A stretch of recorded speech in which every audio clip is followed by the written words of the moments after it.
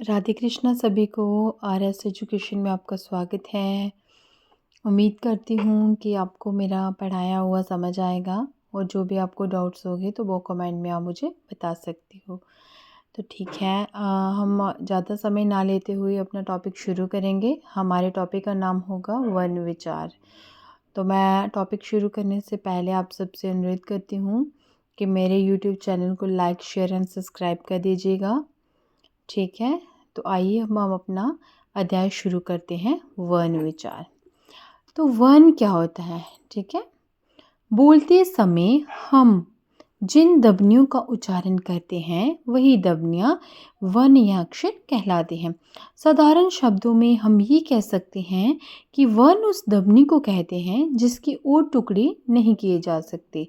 ठीक है, तो वन क्या होता है, जैसे मैं आपको समझा रही हूँ तो मैं किन शब्दों का प्रयोग कर रही हूँ, मैं ध्वनियाँ जो है मेरे उच्चारण में उनका प्रयोग कर रही हूँ, अक्षरों का प्रयोग कर रही हूँ। ठीक है, ये अक्षर जो होते हैं जिसके वह शब्द जिनके और टुकड़े ना किए जा सके उन्हें हम वन कहते हैं। जैसे वन के दो भेद होते हैं, कौन कौन से? स्वर और व्यंजन। ठीक है, स्वर किन्हें कहते हैं? आप जिस वन के उच्चारण में किसी अन्य वन की सहायता ना लेनी पड़े उसे स्वर वन कहते हैं। ठीक है, जैसे अ, आ, ई, उ, रे, ए, ओ। ठीक है, तो ऐसे वन जिनके उच्चारण में हमें किसी और अन्य वन की सहायता ना लेनी पड़े उसे स्वर वन कहते हैं। ठीक है, और वो कौन से स्वर वन होते हैं? जैसे आ, ई, उ, रे, ए, ओ। ठीक है, नेक्स्ट है हमारा व्यंजन। अब व्यंजन इसका क्या हो जाएगा? उलट हो जाएगा। जैसे जिन वर्णों का उच्चारण स्वरों की सहायता से किया जाता है वह व्यंजन कहलाते हैं। वर्णमाला में व्यंजन वर्णों की संख्या कितनी होती है? 33 होती है। ठीक है, तो जिन व्यंजनों का उच्चारण हम जैसे कोई भी वर्ण है, ठीक है, जो स्वरों की सहायता से बोले जाते हैं उन्हें क्या कहते हैं? व्यंजन कहते हैं। ठीक है, जैसे क को हमने बोला तो उसमें अ की ध्वनि हमें सुनाई दे रही है, तो वो क्या है? वो एक स्वर है। ठीक है, क, ख, ग उन सब के साथ स्वरों का प्रयोग किया जा रहा है। ठीक है, नेक्स्ट हमारा है स्वर कितने प्रकार के होते हैं? स्वर जो होते हैं वो 3 प्रकार के होते हैं।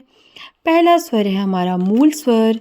तो मूल स्वर जो होता है ये एक ऐसा स्वर है जिसके उच्चारण में कम से कम समय लगता है, उसे हम क्या कहते हैं? मूल स्वर कहते हैं। ठीक है, तथा उनके उच्चारणों में अन्य स्वरों की सहायता नहीं लेनी पड़ती।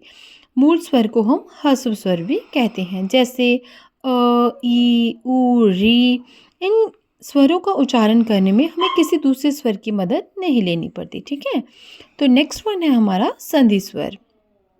संधि स्वर क्या होता है? वह स्वर जिनके उच्चारण में मूल स्वरों की सहायता लेनी पड़ती है वे संधि स्वर कहलाते हैं। ये 2 प्रकार के होते हैं, एक हमारा दीर्घ स्वर होता है, दूसरा हमारा संयुक्त स्वर होता है। ठीक है, दीर्घ स्वर कौन सा होता है? वे स्वर जो सजातीय स्वरों, एक ही स्थान से बोले जाने वाले स्वर के संयोग से निर्मित हुए हैं वे दीर्घ स्वर कहलाते हैं। ठीक है, जैसे अ में अगर हम अ की मात्रा को जोड़ते हैं तो वो अ की मात्रा बनती है। ठीक है, जैसे हम छोटे बच्चों को समझाते हैं कि छोटे अ में हम छोटे अ को प्लस करेंगे तो हमारा बड़े अ बन जाएगा, अ की मात्रा बनेगी। ठीक है, ई में ई को जोड़ेंगे तो ई बनेगी, ऊ में ऊ को जोड़ेंगे तो बड़े ऊ की मात्रा बनेगी। ठीक है, तो नेक्स्ट है हमारा संयुक्त स्वर।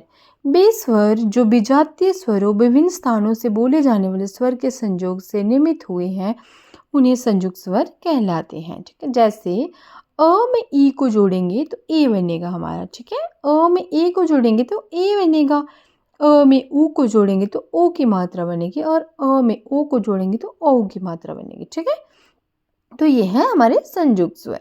नेक्स्ट वन है प्लुप्त स्वर। प्लुप्त स्वर कौन से होते हैं?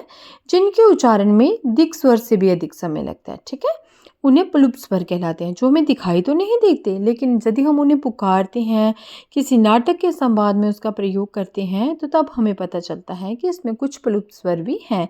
जैसे राम, राम शब्द को हम ऐसे नहीं बोलते राम, हम बोलते हैं राम। तो जो अ के आगे जो ध्वनि सुनाई देती है हमें म से पहले, वो हमारा इसमें प्लुप्त स्वर होता है। ठीक है, तो ये था आज हमारा टॉपिक, हमने पढ़ा है वर्ण विचार। ठीक है, तो वर्ण के कितने भेद होते हैं? 2, स्वर और व्यंजन। तो आज हमने स्वर के सभी जितने भी आगे वेद हैं उनको पढ़ा है और मेरी नेक्स्ट वीडियो में आपको व्यंजन कितने प्रकार के होते हैं वो देखने को मिलेगा। ठीक है, उम्मीद करती हूँ कि आपको मेरा समझाया हुआ समझ आया होगा। धन्यवाद। और मैं दोबारा आपसे एक बात कहूँगी कि मेरे चैनल को लाइक शेयर एंड सब्सक्राइब कर दीजिएगा।